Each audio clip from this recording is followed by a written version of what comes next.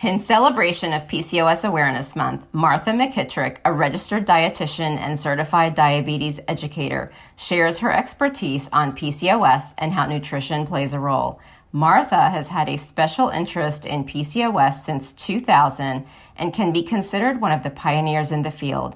She has been published in peer-reviewed journals, has lectured across the country, is on the Health Advisory Board for the PCOS Challenge, and advocates for PCOS annually on Capitol Hill. And be sure to look out for her book coming out in 2021.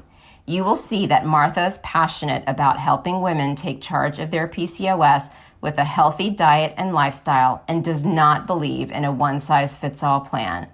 Please join me in welcoming Martha McKittrick. We are here to talk about PCOS, and you are quite the expert, and we're really at the forefront of the PCOS discussion. So tell us your background and how you got into PCOS. So I'm going to be showing my age here a lot. I've been a registered dietitian for over 25 years, and I've had a strong clinical background. I worked in a major New York City hospital for many years. But I've always liked to have my fingers in a lot of different pots. So I've always had like my own practice for really 20 years. So I was working for WebMD. I was running a message board, again, about 20 years ago. And a woman had kind of written in and said, I'm having trouble losing weight. I'm having all these symptoms. I'm eating really healthy. I'm eating low fat. I'm exercising. I can't lose weight. And so I said to her, do you have any medical issues? And she was like, yeah, I have PCOS. And so I'm always like really curious about stuff. So I researched it. And at the time I was also working with a weight loss doctor in New York City, Dr. Louis Arone. He's pretty well known. And I asked him like, what's up with PCOS? And he said, the women tend to be insulin resistant and it can be more difficult to lose weight.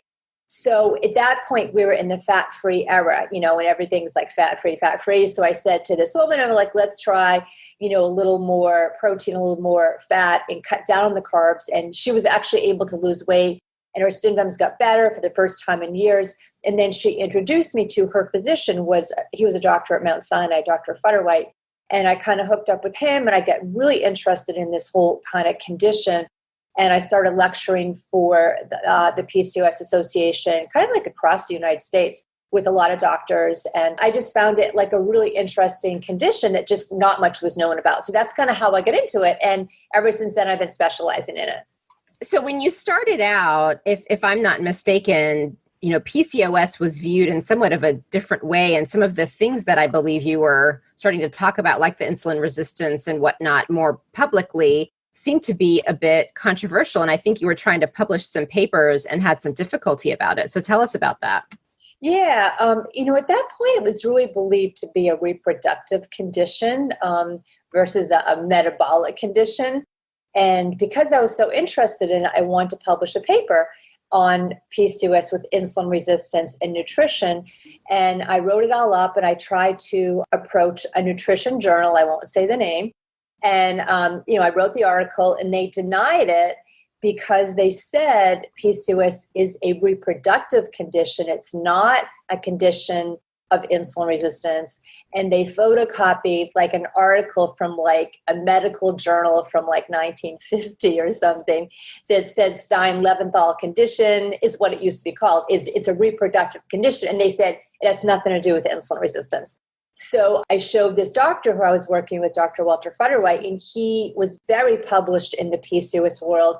And he wrote a letter for me with all these references. And he was like, you're wrong. It's has something to do with insulin resistance. So long story short, they let me publish the article. But it just goes to show this wasn't even that long ago. It was probably in the year like 2000 that it was believed to be a purely reproductive condition.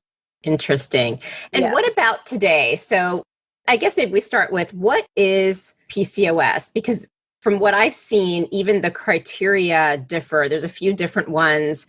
And I believe there's another one where globally, there's a bunch of reproductive endocrinologists and others who got together to develop guidelines.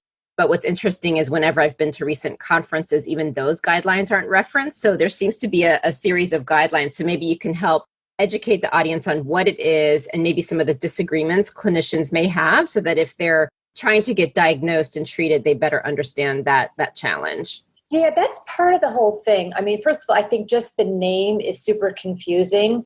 Polycystic ovary syndrome, right? So just the name is confusing because when you hear the word ovary, you think mainly of the ovaries and that it is a reproductive condition. But it's a metabolic condition and it's hormonal and it's reproductive. So it really encompasses the whole body. Since it's a hormonal condition, it encompasses everything, even mental health. There are much higher rates of depression and anxiety with PCOS.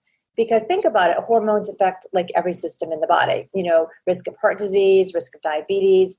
So I think number one, I think the name is super confusing. The diagnostic criteria has been kind of debated. And there are a couple kind of sets of diagnostic criteria. And again, that's part of the problem. The ones right now that mainly are being used, it's the Rotterdam criteria. And basically, a woman has to meet 2 out of 3 of the following. So it would be irregular periods is number 1. Number 2 would be high levels of androgens or clinical signs of it. So the clinical signs could be acne, excess hair growth, or hair loss. And then the last one would be polycystic appearing ovaries on ultrasound. So basically, a woman has to meet 2 out of 3 of those.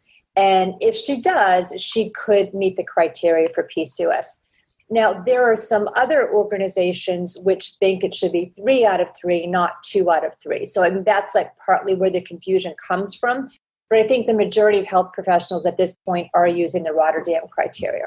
Now, you've talked about insulin resistance. Would you say that is the major root of it? Because I've heard, like even Sarah Bryden in her book, The Period Repair Manual, she talks about a lot of causes where insulin resistance is just one of the many. Like one could be getting off the pill and things like that. So can you talk maybe a little bit about the insulin resistance and how much it plays a role versus other things that could cause PCOS? And I've heard the post-pill PCOS can be temporary because you hear women that don't get their period after a while they get it back. So help clarify that confusion. And like, here's where, again, it gets a little confusing. And if you go to a physician and you say, what type of PCOS do I have? Do I have post-pill PCOS? They'll look at you like you have 5 heads, right? Because I think your Western physician is not going to know about post-pill PCOS. The thing is, like, we don't know what causes PCOS. That's the whole thing. And because it's a syndrome, it can be kind of hard to diagnose. Like if you have high cholesterol, we know if your cholesterol is over 200 or 220, whatever, you have high cholesterol. If you have diabetes, if your hemoglobin A1C is over 6.5, you have diabetes. With PCOS, things kind of change. And so we don't know what causes it. We believe there's a very strong genetic component to it. Then there are certain drivers of it. And it's even believed that something like endocrine disruptors could play a role in causing PCOS. And in trauma, actually, they're finding some studies where young girls who've had trauma in their life have some kind of problem with the HPA axis, which could cause PCOS. So stress could be a possible driver of it. And then insulin resistance, they believe, is a very large driver of it. And I've read different statistics. I've read as high as 95% of all women with PCOS have some degree of insulin resistance. And this statistic I got from the most recent, I think the paper you were referencing, it was the international guidelines that came out in 2018. But they say up to 95% of all women can have insulin resistance. I've read other statistics that say 80%. This particular paper also said up to 75% of lean women can have some degree of insulin resistance. So the degrees of insulin resistance will vary tremendously. Some women will have very, very mild insulin resistance, and other women will have a lot of insulin resistance. And we can talk about how do you know if you have it or not. We can get into that. But insulin resistance is a huge driver of PCOS. And then it's also believed that stress, that inflammation plays an important role. And they believe that many women with PCOS have a low-grade inflammation that can be causing symptoms of PCOS. So kind of the big ones I say really would be insulin resistance is probably the biggest one, or the one that has the most effect. Inflammation can be a big one for some women. There's a smaller subset of women who might have stress as their driver. And this type is often called adrenal type of PCOS or an adrenal driver, because when you have a lot of stress in your life, you increase the hormone cortisol, which is made in the adrenal glands. And that you can also increase production of DHEA, which gets converted to DHEAS. And if you have high levels of DHEAS, which is the precursor to testosterone, that could show you might have more of an adrenal driver or a stress driver. So we have insulin resistance, we have inflammation, we have the stress component. And then, obviously it's a hormone imbalance. It's PCOS is a hormone imbalance. So, and abnormality in hormones is also kind of like a driver. So I think these are important because there's no one size fits all treatment to PCOS. I guess my kind of gripe with this whole, types of PCOS, and I think it's awesome that we're trying to individualize treatment and help women take charge. But I think sometimes it gets put into too neat of a little box. Like you might take some of these quizzes on the internet. I can give you an example, actually. So I had a client who took spinning classes. Like she loved her spinning classes. Like she really looked forward to them. She took them 3 times a week. It made her feel energized. She put her in a good mood. She just felt great after taking them. And then she took a quiz online that turned out she had, quote, inflammatory type of PCOS. And then the guidelines for her type of PCOS online were you should avoid any kind of really intense exercise, including like high intensity interval training, and that spinning wasn't good for you. And for your type of PCOS, you need to be doing yoga and walking. So this woman got like really upset because that's what she loves, spinning, and she had no ill effects from it. I mean, it would be a different story if she took a spinning class and she came home and she said, oh my God, that kicked my butt and she couldn't move for 2 days. Different story. She didn't have that. So she stopped her favorite kind of exercise and she got all kind of like demoralized and didn't even want to exercise anymore because she wasn't allowed to take a spinning class as per the internet. So I guess my gripe, I guess, is, yes, I think those guidelines are super helpful, especially with the insulin resistance ones, but I think you have to listen to your own body.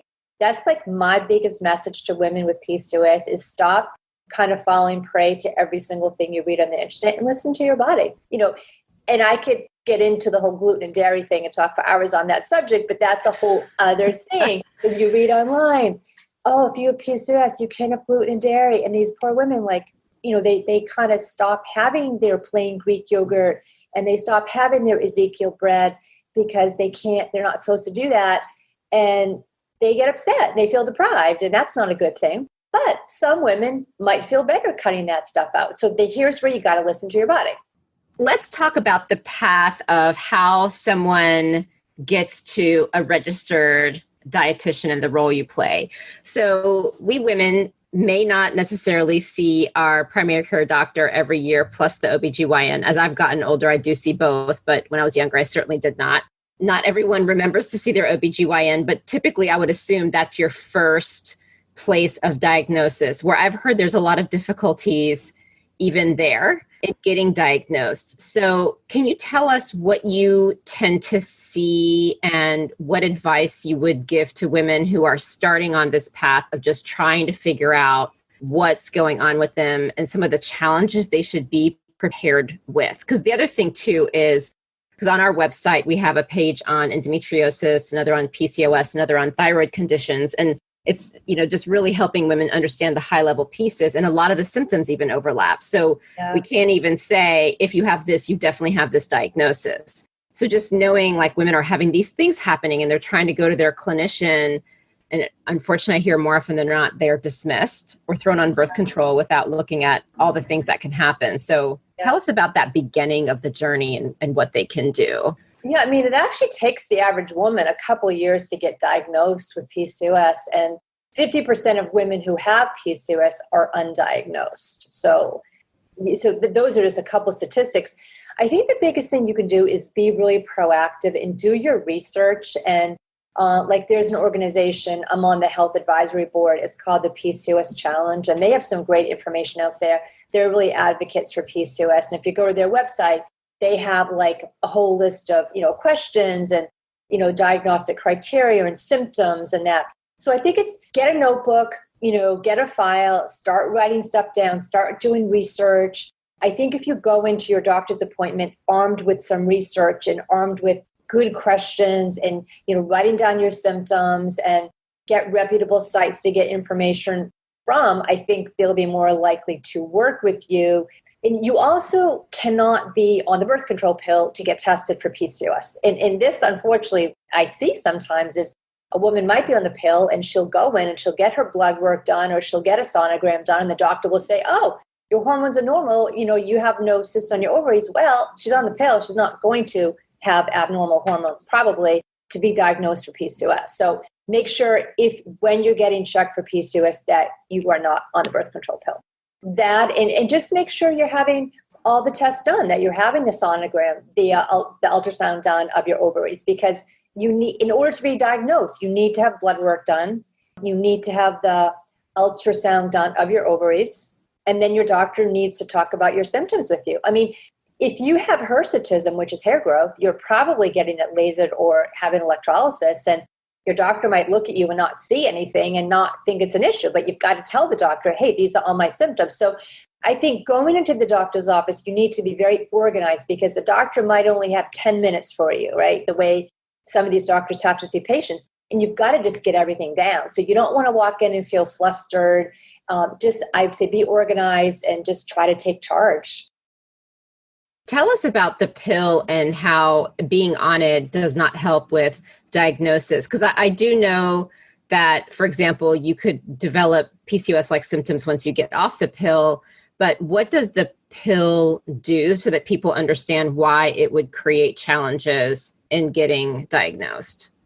Well, I mean, the pill, it's a very personal issue. I mean, when I was young, I actually was on the pill for many years because I had irregular periods. And I mean, I don't have PCOS, but the doctor just said, hey, you have irregular periods, go on the pill. It never occurred to me to question, oh, should I really be on the pill? Like, I didn't know that. Right. And I think for a lot of women with PCOS, the first line treatment for PCOS, let's just say you're diagnosed, and I'll get back to your question in a second, but let's just say you're diagnosed with PCOS and your doctor is probably going to hand you a prescription for the pill and you think that's your only choice, right? Because when you look at the treatment steps in these, physicians go online at these, like, for example, what you're talking about, the 2018 standards of care, like the first treatment option for PCOS is the birth control pill. That's just number one. And a physician is going to read that and they're going to think, this is what my patient needs. But you don't necessarily need to be on the pill. But if you choose to be on the pill, you need to understand there are some potential risks for it. In some cases, it can worsen insulin resistance. It can affect the gut microbiome, which, by the way, I forgot, that's another kind of root cause of PCOS is alterations in the gut microbiome, which we can come back to. But you need to understand there are some potential health risks with being on the pill. There are some nutrient deficiencies that can occur.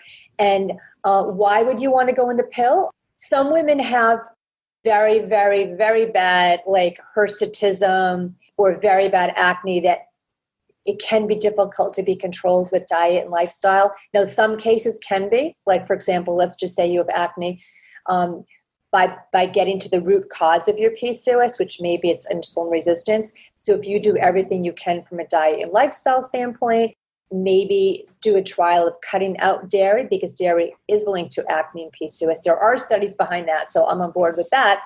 And maybe take certain supplements. Maybe you don't need to be in the pill. Maybe your skin's going to clear up and maybe your cycle will start to regulate. So you don't need to be on the pill because you have acne. Well, let's just say you've tried everything and you are absolutely miserable. Then maybe you do want to go on the pill for your acne, for example. Oftentimes women can start to ovulate and get their periods on their own by doing diet and lifestyle. And that's really what I'm trying to help women do, is just take control of it naturally. But, keep it in mind, if it's okay if you have to take a medication. And I think that's one of the things about social media. On one hand, I think it's fantastic that now women know they don't have to take medications, but some women want to or choose to or need to. And it's okay. Like if you take spironolactone, which is a diuretic, but it's often used off-label for PCOS to help with acne or to help with hair growth. it maybe will really help you. And it makes your quality of life better because you no longer have this hair growth or your skin's gotten better. And that's okay. So you shouldn't feel shamed in no matter what you do.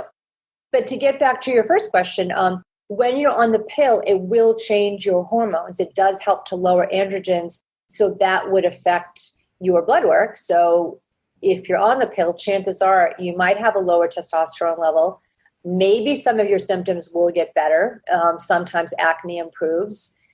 You may start to get a period, but it's not really a period because the pill suppresses ovulation. It's just a bleed, but everybody calls it a period. So you'll get like this kind of fake cycle. But for some women it works. For other women, it also causes depression. Like there's a lot of side effects of the pill that is not really talked about. And if you go on the pill and you see a big change in your mood and depression and all that, I think you should probably get off the pill. Those are really valid points. And I appreciate you reminding women not to be hard on themselves and it's their power to choose. Because that's what, this is really all about. And, unfortunately, there aren't enough answers for women and we all just do the best we can. And we have to really help each other through that. So we talked about some of the side effects of having PCOS, but we haven't really covered what is really the impact of PCOS. So yes, you may have hair growth. Yes, you may have issues with weight loss and things like that. But what else? Help everybody understand the other impacts of it. So for example, like not ovulating and just what that means. Right. So decreased ovulation. Some women have trouble getting pregnant, although you should not feel that it's hopeless. I have tons of clients who've gotten pregnant with PCOS without on medication. So you can get pregnant. If you have trouble, you could be assisted with some kind of reproductive physician. But, the health kind of complications, my concern is, I have a lot of concerns, but the metabolic concerns are probably even more serious. Like there is a greatly increased risk of type 2 diabetes. It's believed that 50% of women will get type 2 diabetes by the age of 40 because PCOS tends to be a metabolic condition for many women, not for all, because there are some women who have they don't have insulin resistance and they don't have as much inflammation. They're kind of it's more of the reproductive issue. So they don't have as great a risk for diabetes, but a lot of women do. And there's also an increased risk of heart disease, increased risk of endometrial cancer. And then there's a huge impact on mood and anxiety disorders and all that. So you have your symptoms, which can be for some women devastating, like the hair loss, the hair growth, the acne. That can be horrible, trouble getting pregnant. But then there's the more metabolic problems as well. So there's a lot. And the name polycystic ovary syndrome, you don't know that. When you hear that name, you just think of, I have cysts on my ovaries. And first of all, these aren't cysts. They're teeny, teeny, teeny little, they call them a string of pearls, like little tiny white dots on your ovaries. It's not like you have this massive cyst. But that's what people think about. If you tell somebody, I have PCOS, you tell your friend, they'll be like, so you have cysts on your ovaries. So they don't understand. It's not that. It's a hormone condition that can affect my entire body, including my mood and all that. So it's amazing that more is not talked about it and known about it.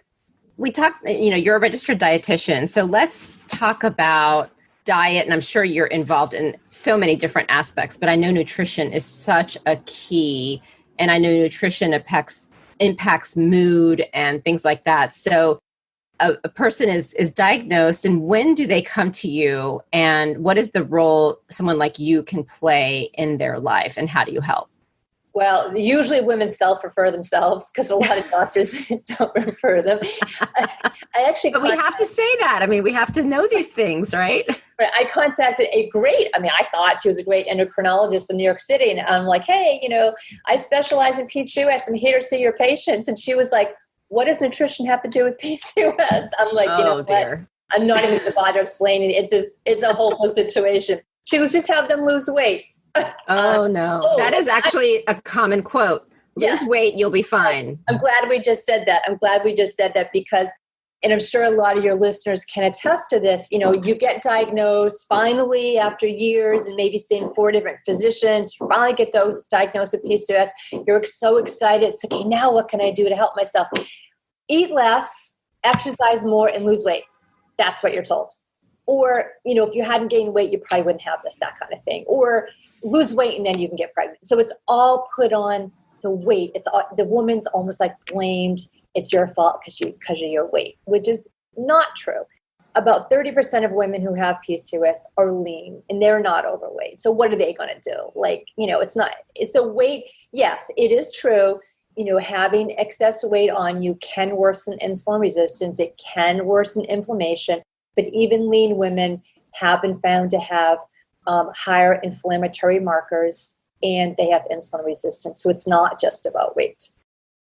I think a woman has to be proactive and understand that nutrition and lifestyle should be the first line treatment for PCOS, not pills, because nutrition and lifestyle can attack insulin resistance, it can attack inflammation, and it can help improve gut health, and it can also help with hormone balance with like the adrenal androgens kind of thing. So that's where you want to start.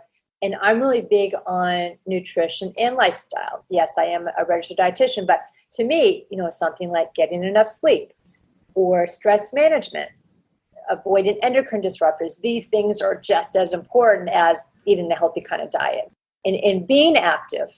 And I think a lot of women here read online, like I told you my story about the woman who took the spin classes. They're confused, like they just don't know what kind of exercise should I be doing. It's just super confusing.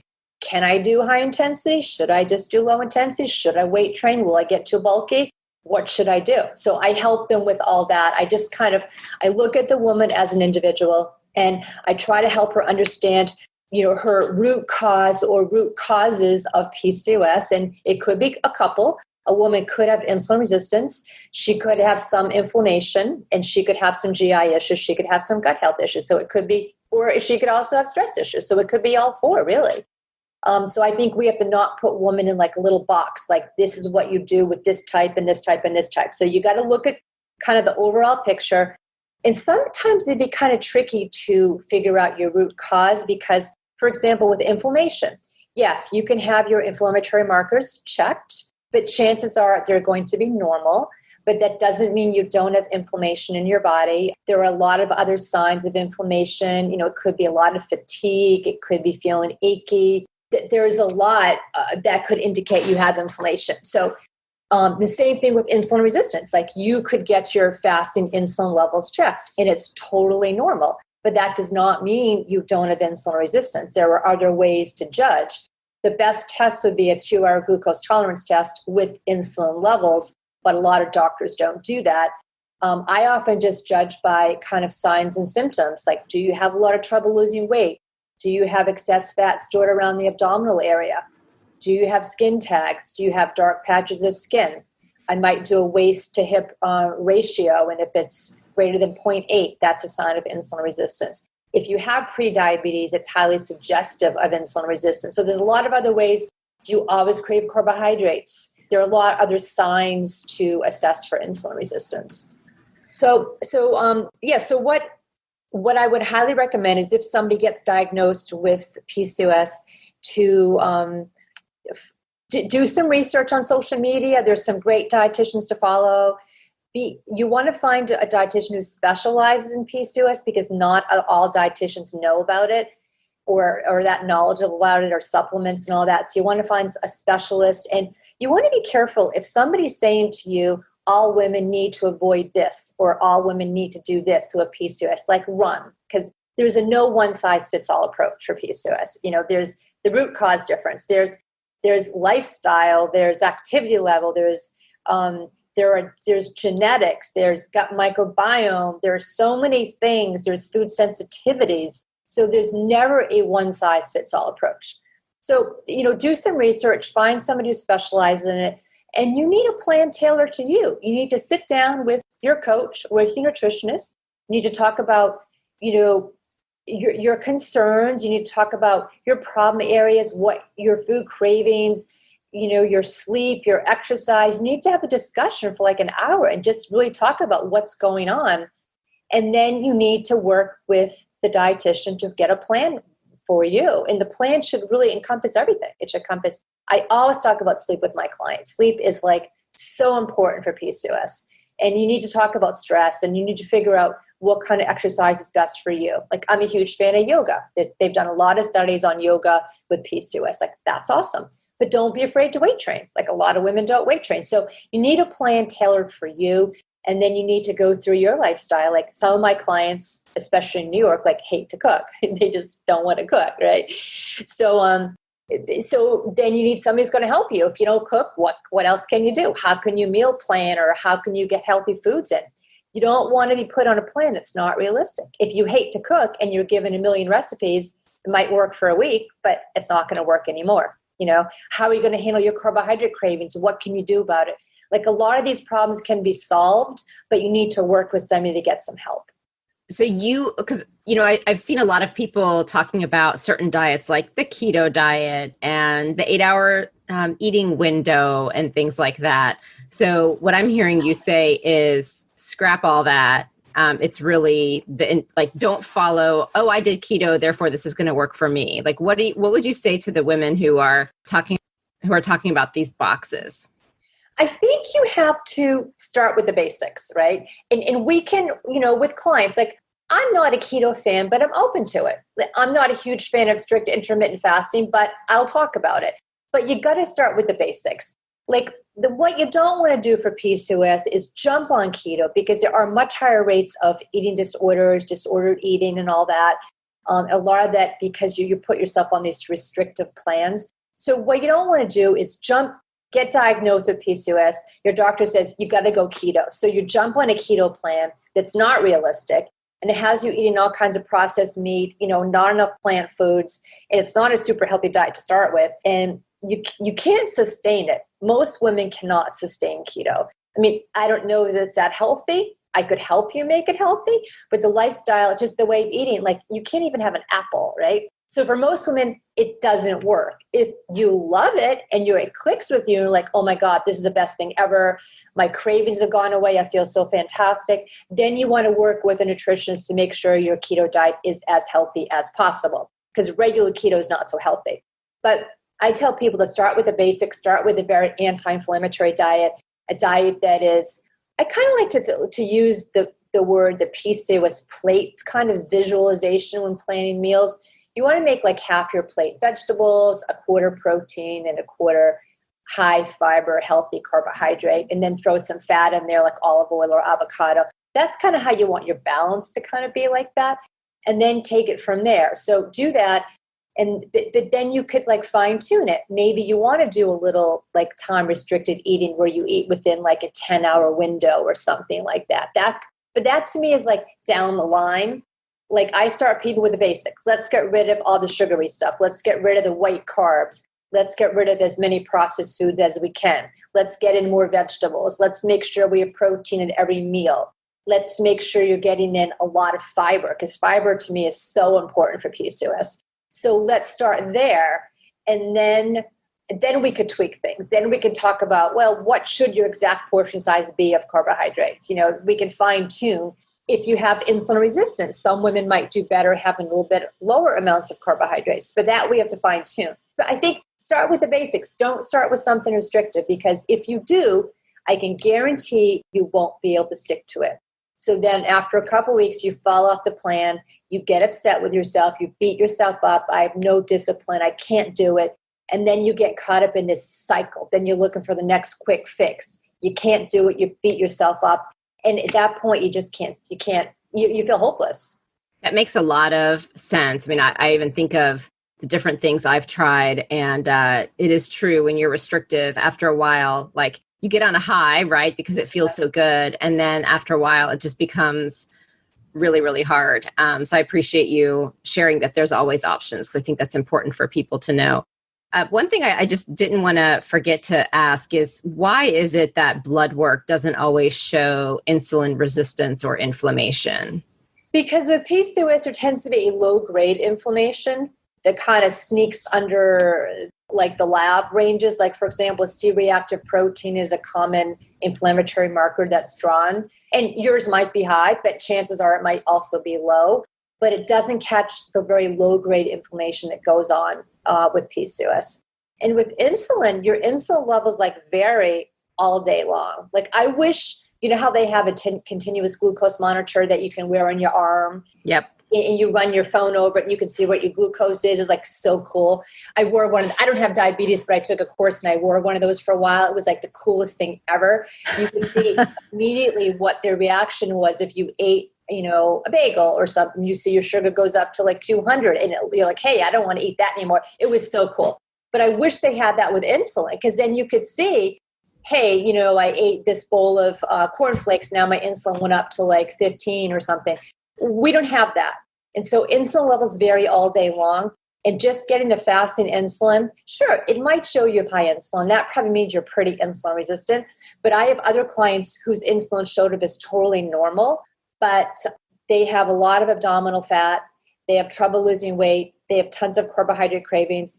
They have type 2 diabetes in the family. That's like almost a no-brainer that somebody's insulin resistant. So I like to almost go by signs and symptoms more, unless you can get the 2-hour glucose tolerance test done with insulin levels. That's a little more accurate because that catches what your body does after a high glucose load.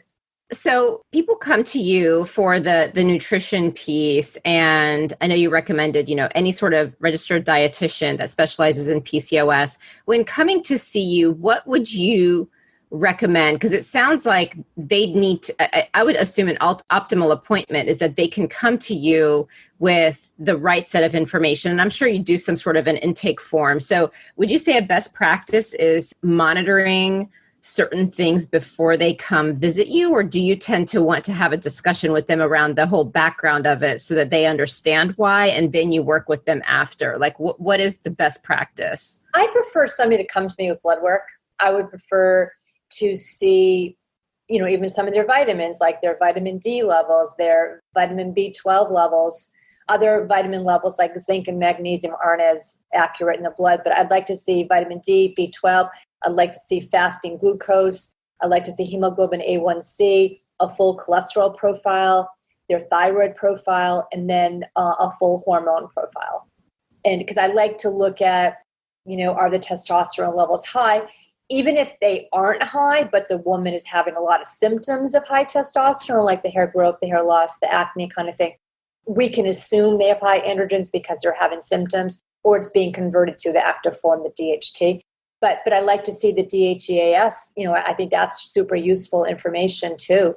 If they can get cortisol done appropriately, that's helpful. But I like them to come with blood work, but I don't need them to. I can, by interviewing them, I can also get a pretty good idea of kind of what's going on, and we can start working on diet and lifestyle, and then they get blood work at some point. So yeah, that's what I recommend.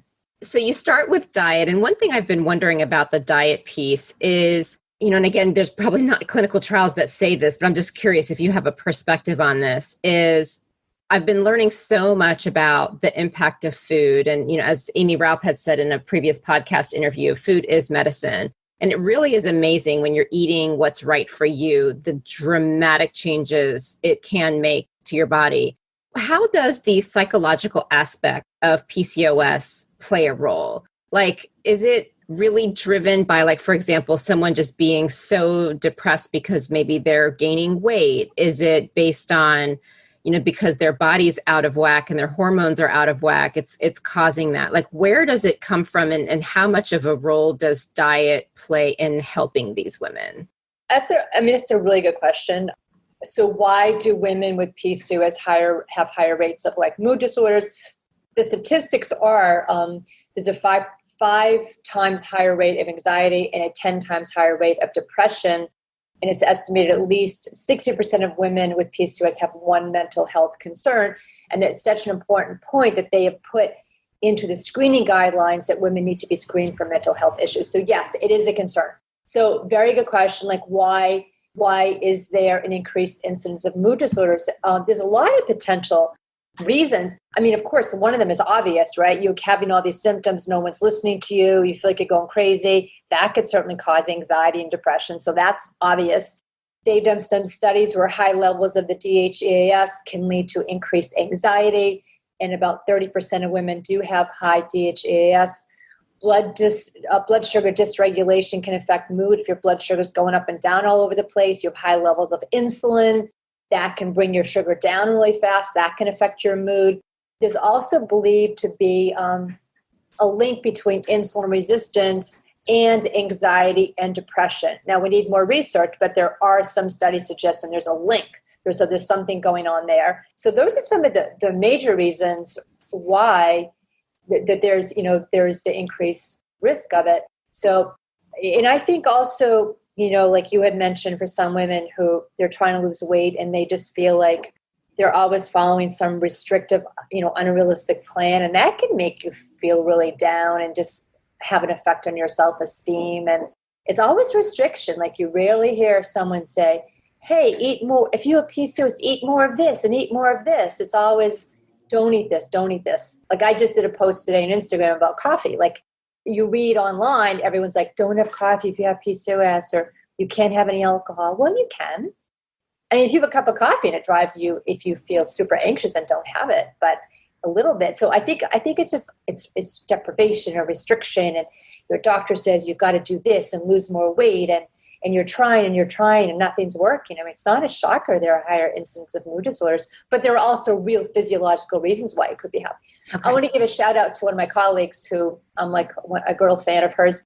Doctor, you should interview her actually in a podcast, Dr. Gretchen Kubacki, and she wrote a book called The PCOS Mood Cure, which is fantastic. And she is PCOS herself, and she talks all about like what's going on and what you can do. I love her approach because she's open to medications, but she's also very natural, and she gives you both kind of routes you could take and lots of practical tips and guidelines for how to talk to your doctor about it. In the world that you're working in and you're focused, I mean, clearly you work with more of the diet aspect. When do you see medication and supplements playing a role? And what have you, I guess, just how would you like to talk about the medication piece? Well, I mean, supplements are in my area. I mean, most women I work with take some kind of supplement. I always do food first, lifestyle first. I do all that, but there's been a lot of research done on a supplement called inositol, helping with insulin resistance. So that's something most of my clients will go on. Of course, if I don't think there's any insulin resistance, I wouldn't recommend it. I always check their vitamin D levels. There's also a strong association between insulin resistance, fertility, inflammation, and vitamin D. So they need to have their vitamin D in a good range. So oftentimes I recommend supplements there. There's another supplement called NAC, which is an it's an antioxidant. They've done a lot of studies with NAC and with fertility and decrease in insulin resistance and inflammation. So that's another common one a lot of my clients will go on. I might recommend a fish oil supplement. If their vitamin B12 levels are low, I'll recommend that. So those are some of the basic ones I start with. Then there are some others I might use. But then in terms of other medications, so if we're, kind of doing everything from a nutritional lifestyle standpoint, and I still feel like they're very, they're very insulin resistant, there is a medication called metformin, it's basically it's been around for many decades. It's a medication for type 2 diabetes, but it's used off-label for PCOS. It's an insulin sensitizer, and it helps your body kind of make less glucose, and it helps your body get the glucose into the cell better so you can make less insulin. So that's a common medication. I don't think every woman with PCOS needs to be on it, but to me, that may be the most harmless one out of all the medications, just because it's been around for so many years. The one problem with metformin is that there can be some strong gastrointestinal effects, like diarrhea, bloating, gas, that whole thing. So if you do go on metformin, you need to start very slow with like one pill and then work your way up. You usually need to be on at least 1,500 milligrams for it to be therapeutic. So that's one a lot of my clients are on. But hey, if you go on and you have horrible side effects, stop. Don't feel like you have to ruin your life. And some women suck it up and they stay on because the doctor said you'll get used to it, and they stay on and their lives are miserable. Get off it. You don't need to be on it. They've done some studies where inositol it works as well as metformin, and you can be on both at the same time. So that's a common one I see women on. Another common one, well, not that common, but kind of, I guess, is spironolactone. That's the one I mentioned before. That's the diuretic that's kind of used off-label for PCOS. And that can help some women with like the skin or the hair conditions, especially the hair growth or acne. Oftentimes they recommend if you go on that you also go on the pill, because you do not want to get pregnant if you're on spironolactone, because it can cause birth defects in a male fetus. So you got to be super careful with birth control if you take spironolactone. Okay. So those are the two most common ones. And then, of course, a birth control pill, which I already talked about. Okay. Now, one thing that's interesting, and I just wanted to share this with the audience so that they know, I went to the American Society for Reproductive Medicine conference last year, and I sat in one of the PCOS sessions. They had two experts, and one of them was actually at the PCOS clinic at UCSF. And they were talking about metformin and myo-inositol. And this is, again, like you don't necessarily need to comment on it if you don't want to, but I at least wanted to share the words. They also said that if people can't tolerate metformin, to go on myo-inositol. And what was interesting, like I'm listening to them and I'm like, then why do we even go on metformin if you already know that it can be recommended? And I'm not at all saying, okay, everyone stop your metformin, but it was just really interesting to hear professionals who specialize in PCOS making the comment of, oh yeah, if the women aren't tolerating the metformin, we just put them on the myo-inositol. So I'll comment. Feel free, please do. And I even read the international guidelines, the ones that came out in 2018, and they did, to their credit, they did mention inositol, which they had not done before.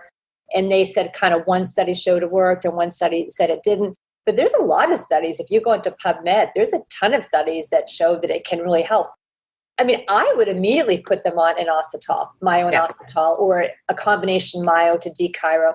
Immediately, there's no downside. Like, I don't think I've heard of anybody having a problem with that. Do that first. And then, you can always add metformin after. Yeah, that's a good point. And so let me ask you this. I've heard inositol and myo-inositol. Are they interchangeable? Is there a difference? Just so everyone is clear when they hear the different terms being referred to. Inositol is more of the generic name.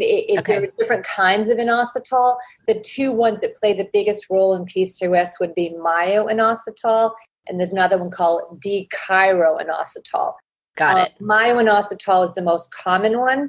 Some studies have suggested a combination of myo to D-chiro in a 40-to-1 ratio has the best effect in the body because it mimics the way our body is naturally. So I either tell people to get that 40-to-1 combination, myo to D-chiro, or just the myo-inositol. But you don't want to take just straight D-chiro. So it's either myo or the combination. Got it. Okay. Thank you. I'm glad I asked the question because I have seen both, but I've never heard of the statement that you had made. So hopefully that helps other folks be in the know. So there's all these great things you can do with diet and some of these supplements. And then there are women who just try it all and nothing works. Like, do you see those cases? And I assume they're rare, but just to set reality, does it happen sometimes where it's just sometimes really, really hard? And what would you say to those women? Yeah, I think it's true. I think it can be really hard. And the majority of women get a lot of improvement with diet and lifestyle. Some women can almost take their symptoms away totally. Now, PCOS does not go away totally. It's there, but you almost wouldn't know you have it because you feel so good. Right. Some women might feel 50% better. Like, I like to look at all different kind of measurements of how you're feeling. I like to look at, are you sleeping better? Do you have more energy? Do you feel better overall? I don't just look at weight or just look at, I guess, periods. But if that's your goal, yes, of course, we have to look at that. Yeah, there are some women who just can't do things naturally and they would need medication, or they just have trouble ovulating, so they would need to get some assistance with reproduction from a reproductive endocrinologist. The thing that sometimes can be the most difficult are some of the symptoms of like hair loss. Like, that can be, in my opinion, one of the more difficult ones to treat. And I'm not saying it can't be treated, but it can be more difficult to treat, where acne sometimes can improve more easily by maybe cutting out dairy and being on like a really healthy diet. That one tends to clear up better, but sometimes the hair loss one is more difficult.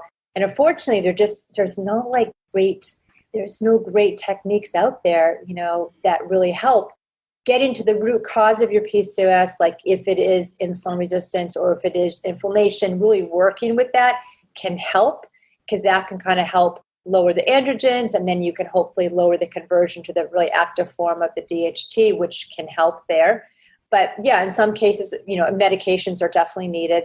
And then another area that's for some women can be really tricky, and I know we talked about this earlier, is the whole weight issue. And the majority of my clients are able to lose weight. I don't like to start talking about weight and the scale and all that, but ultimately a lot of women do want to lose weight. And I just try different tactics. Like we start with the basics. We start with like the healthy diet. Then I look at portion sizes. Then I look at meal timing, trying to eat more of your calories earlier on in the day versus later to be with the circadian rhythms.